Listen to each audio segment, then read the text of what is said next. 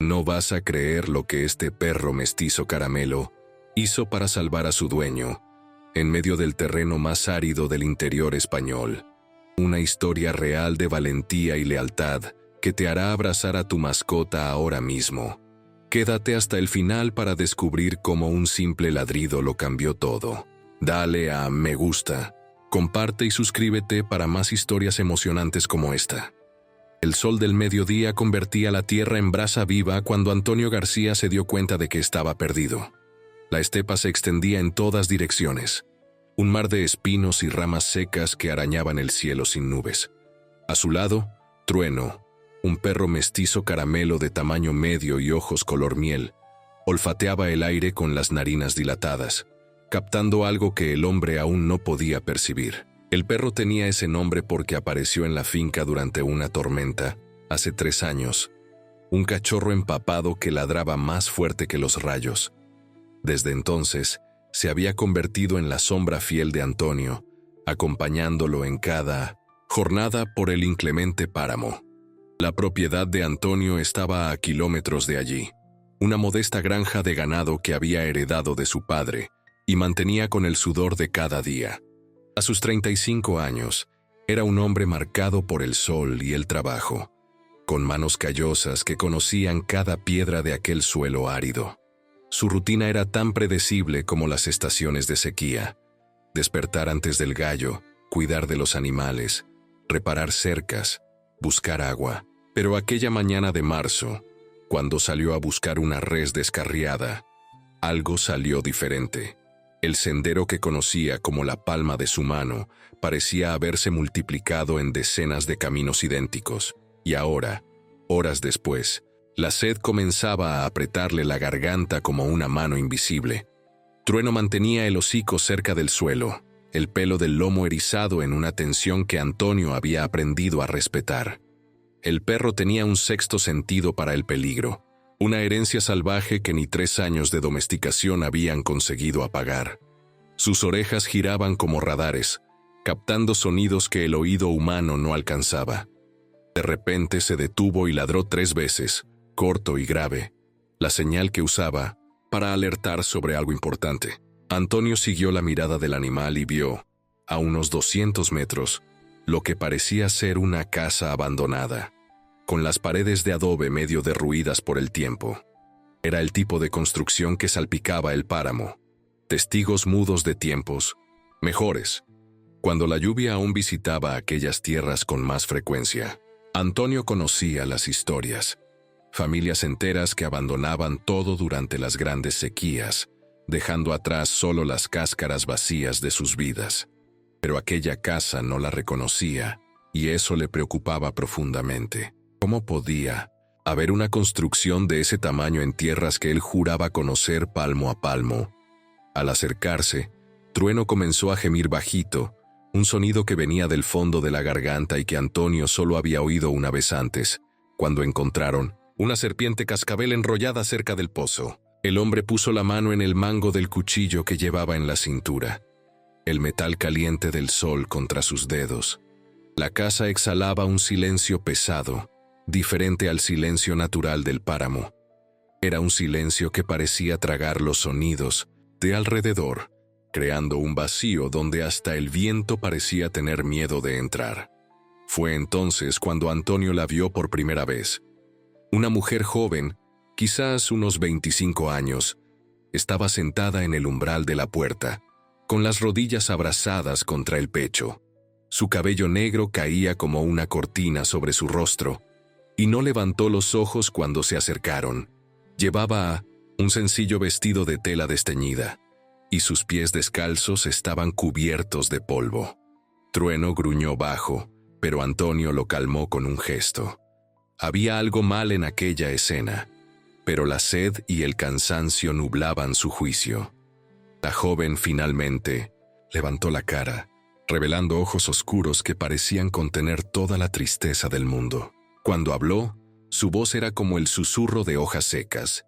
María Clara era su nombre, dijo ella, y estaba allí desde hacía días, quizás semanas, esperando a alguien que nunca volvería. Su familia había partido durante la última gran sequía, Pero ella se había quedado atrás, atada por promesas y recuerdos.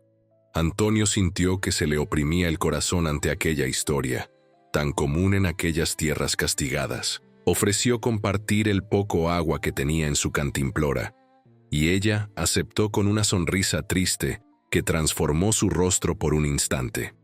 Mientras conversaban, Trueno se mantenía inquieto, andando en círculos alrededor de ellos, el pelo erizado y las orejas siempre atentas. El perro olfateaba el aire constantemente, como si intentara descifrar un enigma invisible. Antonio, absorto en la conversación con María Clara, no se dio cuenta de cuándo el animal comenzó a cavar frenéticamente cerca de la pared lateral de la casa, sus patas lanzando tierra por todas partes en una urgencia desesperada.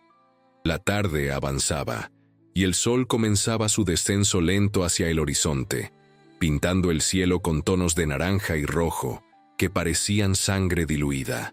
María Clara contaba sobre los días antes del abandono, cómo la cisterna se secó primero, luego la alberca, y finalmente hasta las lágrimas parecían haberse evaporado de los ojos de su gente. Sus palabras eran hipnóticas, tejiendo una red de melancolía que envolvía a Antonio como un sudario. No se dio cuenta de cuándo sus párpados comenzaron a pesar, ni de cuándo su cuerpo comenzó a inclinarse contra la pared de adobe. Fue el ladrido agudo de Trueno el que lo trajo de vuelta a la conciencia.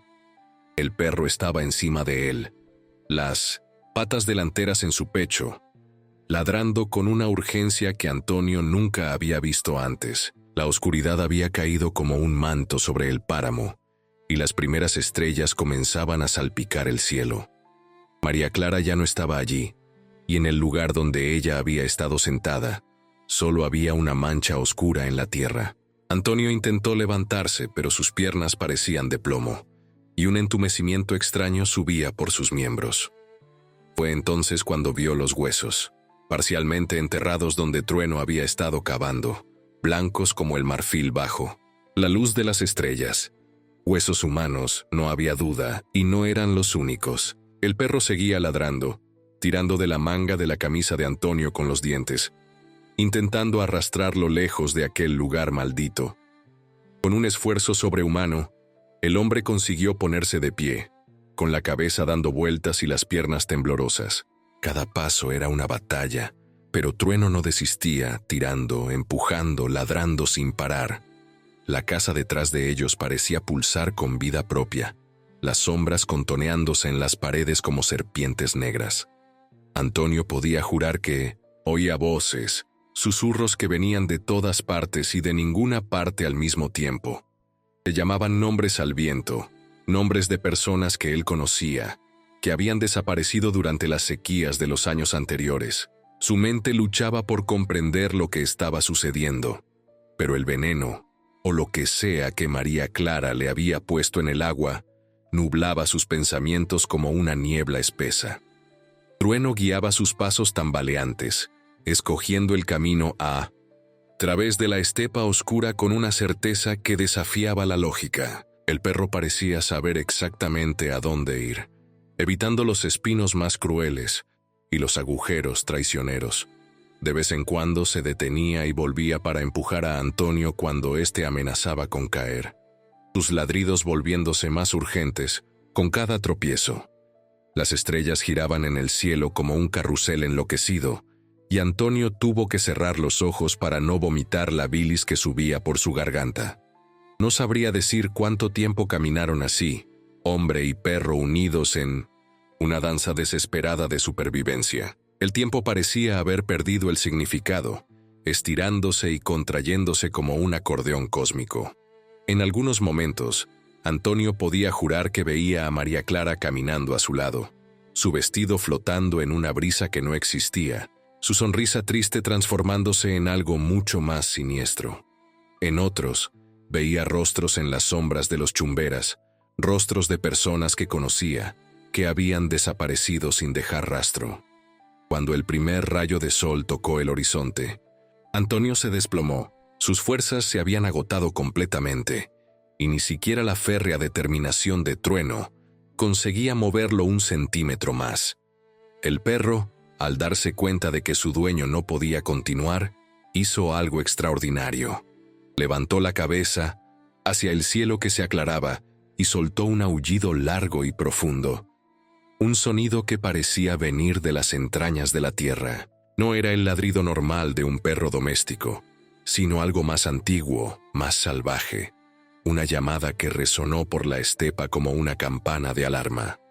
Antonio, tendido en la dura tierra con la cara vuelta hacia el cielo, vio a través de su visión borrosa cómo los buitres comenzaron a circular. Eran muchos, demasiados para ser coincidencia, sus alas negras recortando el azul pálido de la mañana como trozos de noche que habían quedado atrás. Trueno no se movió del lado de su dueño, gruñendo a las aves rapaces que se atrevían a acercarse demasiado, sus dientes blancos brillando como puñales en la creciente luz. Fue el compadre José Bernardo quien los encontró. Atraído por el comportamiento extraño de los buitres y guiado por un presentimiento que no sabría explicar, había salido al amanecer con 2 ayudantes para buscar a Antonio. Cuando llegaron, encontraron una escena que quedaría grabada en sus memorias para siempre. Antonio inconsciente, el rostro pálido como la cera, y Trueno haciendo guardia feroz, el pelo erizado y los ojos salvajes, listo para defender a su dueño, hasta el último suspiro. Se necesitaron 3 hombres para convencer a Trueno de que les dejara acercarse a Antonio. El perro solo cedió cuando reconoció el olor de José Bernardo, alguien que visitaba la finca con frecuencia. Aún así, no se alejó ni un instante mientras llevaban a Antonio a la carreta, sus ojos vigilantes acompañando cada movimiento. Durante el trayecto de 1900 en tu regreso, Trueno corrió al lado del vehículo, sus patas incansables devorando la distancia, como si temiera que algo pudiera suceder si bajaba la guardia. En la granja, mientras cuidaban de Antonio, que deliraba con fiebre, José Bernardo decidió volver al lugar al que Trueno los había guiado. Lo que encontró heló su sangre campesina, acostumbrada a toda clase de horrores de la sequía. La casa abandonada estaba allí, exactamente como Antonio la había descrito en sus delirios. Pero no había señales de vida reciente, solo polvo y telarañas, excepto por los huesos. Decenas de ellos, algunos claramente humanos, esparcidos por el terreno alrededor de la construcción. Más tarde, conversando con los mayores de la región, José Bernardo descubrió la macabra verdad. Aquella casa había pertenecido a una familia que durante la gran sequía de hace 40 años había recurrido a lo impensable para sobrevivir. El hambre había transformado a la gente en monstruos, y los viajeros solitarios comenzaron a desaparecer en aquella zona. Cuando la verdad salió a la luz, la justicia del campo fue rápida y brutal. Pero decían que el espíritu de María, la hija menor de la familia, aún vagaba por allí, atrayendo a los viajeros perdidos con su triste belleza y su canto de sirena del campo. Antonio tardó una semana en recuperarse completamente. Los primeros días fueron los peores, con fiebres que lo hacían gritar nombres que nadie reconocía, y visiones que lo hacían intentar huir de su propia cama. Trueno no se apartó de su lado ni un instante, durmiendo en el suelo junto a la cama, las orejas siempre atentas al menor sonido. Fue durante una de esas vigilias cuando algo extraordinario sucedió. Isabel, la hija de José Bernardo, había venido a ayudar a cuidar al enfermo. Era una joven de 22 años, con manos hábiles de enfermera autodidacta y un corazón generoso como el campo es cruel. Isabel tenía una forma especial con los animales, y Trueno, desconfiado de todos los que se acercaban a Antonio, permitió que ella se acercara sin gruñir. Había algo en sus gestos tranquilos y su voz suave, que calmaba tanto al perro como a su dueño. Mientras cambiaba los paños húmedos en la frente de Antonio, cantaba bajito antiguas canciones de cuna que su abuela le había enseñado, melodías que parecían tener el poder de alejar las pesadillas. Fue en una de esas tardes, cuando el viento sol entraba oblicuo por la ventana y pintaba la habitación de dorado, cuando Antonio abrió los ojos con verdadera lucidez por primera vez. La primera cara que vio fue la de Isabel, inclinada sobre él con una expresión de genuina preocupación. La segunda fue la de Trueno, que al darse cuenta de que su dueño había despertado, comenzó a mover la cola con tanto entusiasmo que todo su cuerpo se balanceaba. Antonio intentó hablar, pero tenía la garganta seca como la estepa en agosto. Isabel, al darse cuenta, trajo agua fresca, y esta vez no había veneno, solo la dulzura de la vida regresando. La recuperación fue lenta, marcada por momentos de debilidad y recaídas, pero cada día, con Isabel cuidándolo y Trueno haciendo guardia, Antonio sentía que sus fuerzas regresaban. Durante esas semanas, algo comenzó a florecer entre el enfermo y su enfermera. Eran miradas que duraban un segundo más de lo necesario, sonrisas que iluminaban la habitación más que el sol del mediodía, conversaciones que se extendían más allá de los cuidados médicos. Isabel contaba historias de su infancia, de cómo aprendió a cuidar de la gente observando a su madre, que había sido partera en tiempos difíciles. Antonio, a su vez, hablaba de sus sueños para la granja, de cómo quería cavar un pozo artesiano y plantar un huerto que resistiera a la sequía. Trueno, echado entre los dos, parecía aprobar aquella aproximación, sus ojos color miel alternando entre uno y otro como si comprendiera que algo importante estaba sucediendo. Fue Isabel quien trajo la primera plántula de un árbol. Llegó una mañana con el pequeño arbusto envuelto en paños húmedos, diciendo que era para plantar cerca de la casa, que el árbol era un árbol sagrado del campo, capaz de guardar agua en las raíces como un milagro verde. Antonio, todavía débil pero ya capaz de caminar, insistió en ayudar en la plantación. Juntos, con Trueno cavando entusiasmado a su lado, hicieron el agujero y colocaron la plántula en la tierra. Mientras Isabel regaba la pequeña planta, Antonio hizo una promesa silenciosa. Así como aquel árbol, su amor por ella crearía raíces profundas, capaces de sobrevivir a cualquier sequía. Los meses siguientes trajeron cambios significativos. Antonio, completamente recuperado, volvió al trabajo con renovado vigor. Pero ahora ya no estaba solo. Isabel venía a ayudar siempre que podía, trayendo no solo sus hábiles manos, sino también una alegría que la granja no conocía desde hacía años.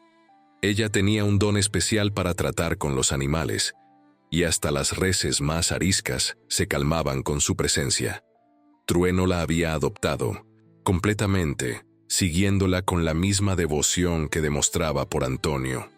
Fue durante la marca del ganado, en aquel junio de cielo despejado y sol inclemente, cuando el segundo gran peligro se presentó. Antonio estaba en el corral, concentrado en marcar un ternero particularmente agitado, cuando escuchó el grito de Isabel. Ella había ido a buscar agua al pozo más alejado y se había encontrado con algo que helaría la sangre de cualquier campesino. Una pantera, delgada y desesperada por la prolongada sequía, había bajado de las montañas en busca de presas fáciles. El felino estaba entre Isabel y el camino de regreso, sus ojos amarillos fijos en ella como si estuviera calculando el mejor momento para atacar.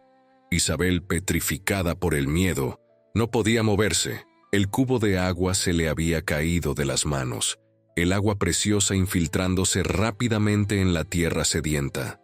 Antonio dejó todo y corrió, pero estaba demasiado lejos, y la pantera estaba demasiado cerca. Fue entonces cuando Trueno demostró, una vez más, por qué era más que un simple perro.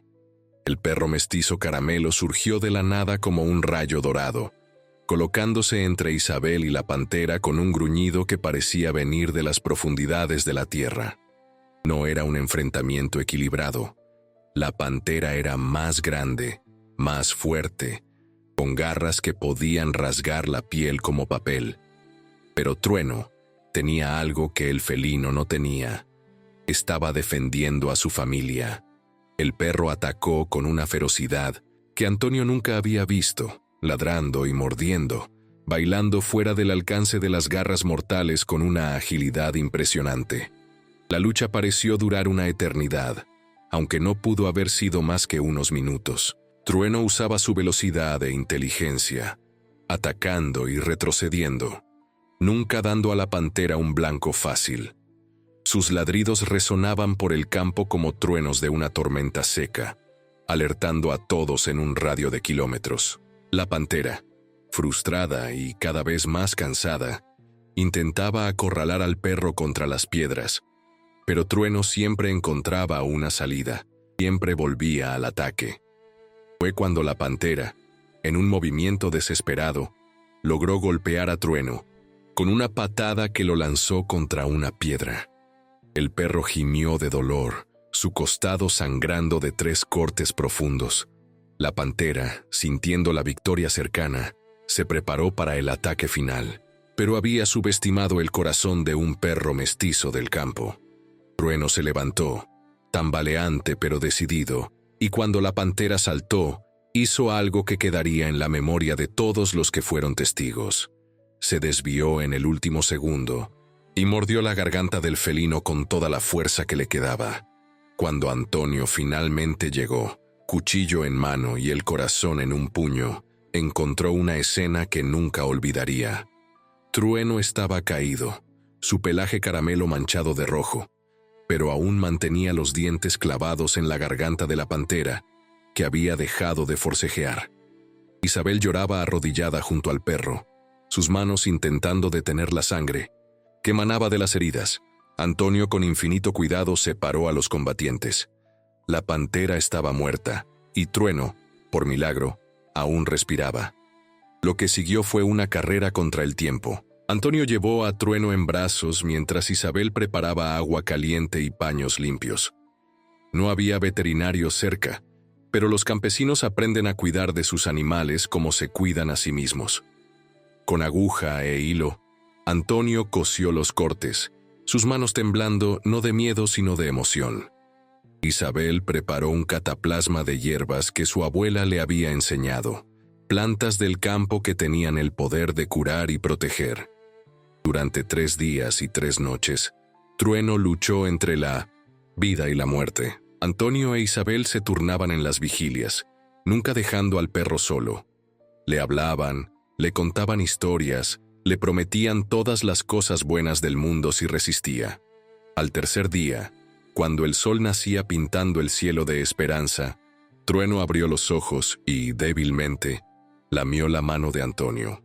Fue en ese momento, con lágrimas corriendo por rostros castigados por el sol, cuando Antonio tomó a Isabel en sus brazos y la besó por primera vez. La recuperación de Trueno fue lenta pero constante. Las cicatrices en su costado se convirtieron en medallas de honor, pruebas visibles de su valentía. Isabel se mudó definitivamente a la granja, trayendo consigo no solo sus pertenencias, sino también una energía nueva que transformó el lugar. Ella y Antonio se casaron en una ceremonia sencilla, bajo el árbol que había crecido fuerte y frondoso, con Trueno como padrino de honor, una cinta de colores en el cuello. La vida siguió su curso, marcada por los ritmos del campo. Las lluvias llegaron y se fueron, las sequías probaron su resistencia, pero la pequeña familia permaneció unida. Isabel trajo más plantas, creando un jardín improbable en aquel suelo duro. Antonio cavó el pozo artesiano de sus sueños, y el agua brotó como una bendición líquida. Trueno, ahora con algunos pelos blancos en el hocico, continuaba su eterna vigilancia, siempre alerta, siempre listo para proteger a los suyos. Fue una tarde de septiembre, cuando las primeras nubes de lluvia se acumulaban en el horizonte, cuando el destino decidió probar una vez más a aquella familia. Antonio había salido a revisar una cerca en los límites de la propiedad, una tarea rutinaria que no debería ofrecer peligros. Isabel estaba en casa, preparando la cena, cuando Trueno comenzó a ladrar de forma diferente. No era el ladrido de alerta común, sino algo más urgente, más desesperado. El perro corría de Isabel a la puerta, ladrando y gimiendo, claramente intentando comunicar algo importante. Isabel, que había aprendido a confiar en los instintos de Trueno, dejó todo y lo siguió. El perro la guió por un sendero que ella conocía bien, el camino que Antonio había tomado horas antes. Pero había algo malo. Trueno no seguía el sendero principal, desviándose por caminos que Isabel nunca había visto, como si siguiera un rastro invisible. Lo que encontraron hizo que el corazón de Isabel casi se detuviera. Antonio estaba caído en el fondo de un barranco, la pierna doblada en un ángulo imposible, el rostro pálido por el dolor y la pérdida de sangre. Había tropezado con una raíz escondida y rodado por la empinada ladera, golpeándose contra piedras y ramas en la caída. Había intentado gritar pidiendo ayuda, pero estaba demasiado lejos de cualquier oído humano, excepto, claro, de los oídos sobrenaturales de Trueno, que incluso a kilómetros de distancia, se había dado cuenta de que algo andaba mal con su dueño. Isabel bajó por el barranco con cuidado, el corazón en un puño pero las manos firmes. Evaluó las heridas de Antonio con los ojos entrenados de quien había aprendido medicina en la escuela de la vida. La pierna estaba rota, eso era seguro, y había un corte feo en la cabeza que no dejaba de sangrar. Pero lo peor era la ubicación. Estaban lejos de cualquier ayuda, y la noche se acercaba como un depredador paciente.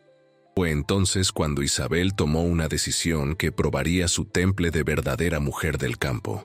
Rasgó tiras de su propia falda para hacer vendas, deteniendo el sangramiento de la cabeza de Antonio. Con ramas y más tiras de tela, improvisó una férula para la pierna rota, ignorando los gritos de dolor de su marido. Cuando terminó, miró a Trueno, que observaba todo con sus inteligentes ojos, y dio la orden que podría salvar sus vidas. Casa, Trueno. Buscar ayuda. Casa. El perro entendió inmediatamente. Con una última mirada a su dueño herido, disparó, por el sendero como una flecha dorada, sus patas apenas tocando el suelo en la urgencia de su misión. Isabel se quedó allí, sosteniendo la mano de Antonio, cantando bajito las mismas canciones que había cantado durante su primera recuperación, intentando mantener a ambos conscientes y esperanzados. Trueno corrió como nunca antes lo había hecho. Sus pulmones ardían, sus patas sangraban por los espinos y las piedras, pero no disminuyó el ritmo. Llegó a la casa vecina de José Bernardo en tiempo récord, ladrando y aullando, hasta que todos entendieron que algo terrible había sucedido. El viejo campesino, que ya había visto a Trueno en acción antes, no perdió el tiempo. Reunió hombres, cuerdas y una camilla improvisada, y siguió al perro que ya regresaba por el camino, ansioso por guiarlos. El rescate fue épico. Bajaron por el barranco con cuerdas, izaron a Antonio con infinito cuidado, cada movimiento calculado para no empeorar las heridas. Isabel subió por sus propios medios, rechazando ayuda, los ojos secos pero el corazón apretado. Trueno supervisaba todo, ladrando instrucciones que nadie entendía pero todos respetaban. Cuando finalmente colocaron a Antonio en la carreta, el perro saltó a su lado, acostándose cuidadosamente a su lado como lo había hecho años antes. La recuperación esta vez fue más larga. La pierna rota tuvo que ser enyesada en la ciudad. Un viaje doloroso de horas que Antonio soportó apretando la mano de Isabel y escuchando el ladrido alentador de Trueno. Fueron meses de fisioterapia improvisada, de ejercicios dolorosos y pequeñas, victorias. Isabel siempre estaba allí, al igual que Trueno, los dos pilares que sostenían a Antonio cuando el dolor y la frustración amenazaban con dominarlo. Fue durante esa convalecencia cuando Isabel descubrió que estaba embarazada. La noticia transformó la granja. Antonio, aún con muletas, comenzó a hacer planes para ampliar la casa. Isabel plantó más árboles, creando sombra para el hijo que vendría. Y Trueno, como si entendiera que su familia estaba creciendo, se volvió aún más vigilante, patrullando los alrededores de la casa con dedicación redoblada. El bebé nació una madrugada lluviosa, la primera lluvia fuerte en 2 años. El sonido del agua golpeando el tejado era música para los oídos campesinos, y el llanto del recién nacido se mezcló con el sonido de la lluvia en una sinfonía de nueva vida. Era un niño, fuerte y sano, con los ojos oscuros de la madre y la barbilla testaruda del padre. Lo llamaron Miguel, y desde el primer día, Trueno asumió el papel de guardián del pequeño humano. Era conmovedor ver al perro, ahora con cicatrices de batalla, y pelos blancos en el pelaje, acostarse junto a la cuna, las orejas atentas al menor ruido. Cuando Miguel lloraba, Trueno era el primero en alertar a los padres, ladrando bajito hasta que alguien venía a atender al bebé. Cuando el niño comenzó a gatear, el perro se convirtió en una niñera peluda, siempre cerca para evitar caídas y accidentes. La granja prosperó en los años siguientes. El pozo artesiano garantizaba agua incluso en las sequías más severas. El huerto crecía fuerte y el rebaño se multiplicaba.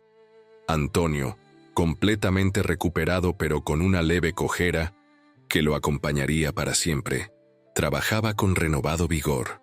Isabel había transformado la casa en un hogar acogedor, sus manos mágicas haciendo milagros con los recursos limitados del campo.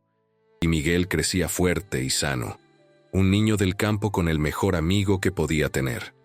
Un perro que ya había demostrado varias veces que daría la vida por su familia.